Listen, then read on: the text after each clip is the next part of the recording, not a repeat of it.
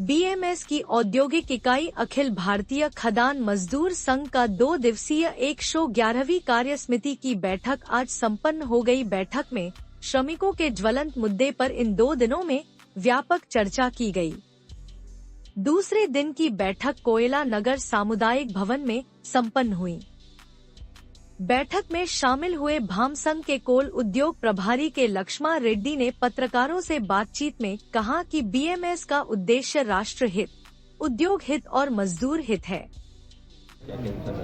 हाँ, इस कार्यसमिति बैठक में कल से जो चल रहा है उसमें जो कोयला उद्योग के सामने जो गंभीर समस्याएं हैं और मजदूरों की समस्याएं हैं उसके बारे में विस्तार से चर्चा करके कोयला उद्योग को बचाना है। कोल इंडिया और बाकी जो गवर्नमेंट कंपनी है उसको बचाना है।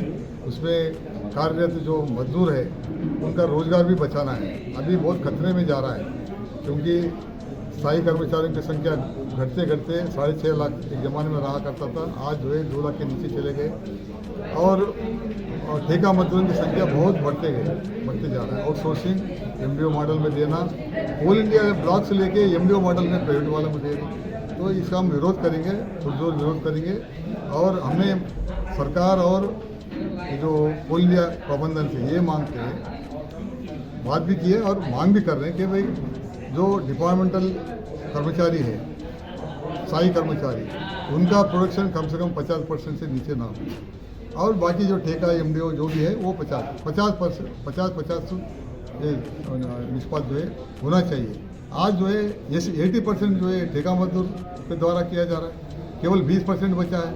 आगे वो भी घटते जाएंगे तो रहेंगे क्या? ना कोल इंडिया कंपनी रहेगा, ना कोल इंडिया यूनियन और ना मजदूर रहेगा। इसको रोकना है।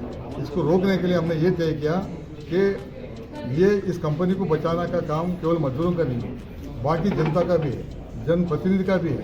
इसको जन आंदोलन के रूप में हम लेना चाह रहे हैं। अगले जून और जुलाई में महिम के जो आसपास के गांव और जनप्रतिनिधियों को इन्वॉल्व करेंगे, सारे पार्टी इन्वॉल्व करके। देखिए ये मुद्दा सबका है, इस कंपनी को 50 साल से जो सेवा देते हुए देश के लिए और इसको आगे बढ़ाना है, तो वो आंदोलन करेंगे। पहला जन आंदोलन, जन जागृति, उसके बाद जो है अगर कुछ नीति में कुछ परिवर्तन करते नहीं करे तो फिर चलो पार्लियामेंट हम जाएंगे। पार्लियामेंट के बाद बड़ा जोर शोर से जो है जो मजदूरों का जो आक्रोश है वो बताएंगे। निजीकरण की ओर जा रहा है, वही उसी के विरोध में, निजीकरण के विरोध में। निजीकरण बोलते तो डायरेक्ट निजीकरण नहीं हो रहा है, लेकिन इनडायरेक्टली हो रहा है। जैसे आउटसोर्सिंग है, एमडीओ मॉडल है, ये सब हो रहा है। तो उसका विरोध करने के लिए हमने तय किया है और गंभीरता से हम विषय लिया है और आने वाले दिनों में वैसे ही आंदोलन धीरे धीरे करेंगे। अभी और क्या कुछ समस्या है? वो प्रोविडेंट फंड का एक समस्या है, ऑनलाइन सिस्टम करो बोल के, जो भ्रष्टाचार का बार बार विषय आता है। वर्कर का पैसे वर्कर को समय पे नहीं मिलता है, रिटायरमेंट के बाद भी जो जल्दी नहीं मिलता है, तो उसका एक उपाय है ऑनलाइन सिस्टम करो।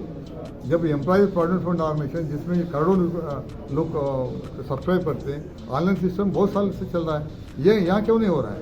तो मंत्रालय सचिव जी और मंत्री जी आश्वासन दिए कि इस मई अंत तक जो है हम जो है ऑनलाइन सिस्टम करेंगे, लेकिन हमको नहीं लगता कि वो हो जाएगा, लेकिन हम लगातार जो है दबाव बनाए रखेंगे।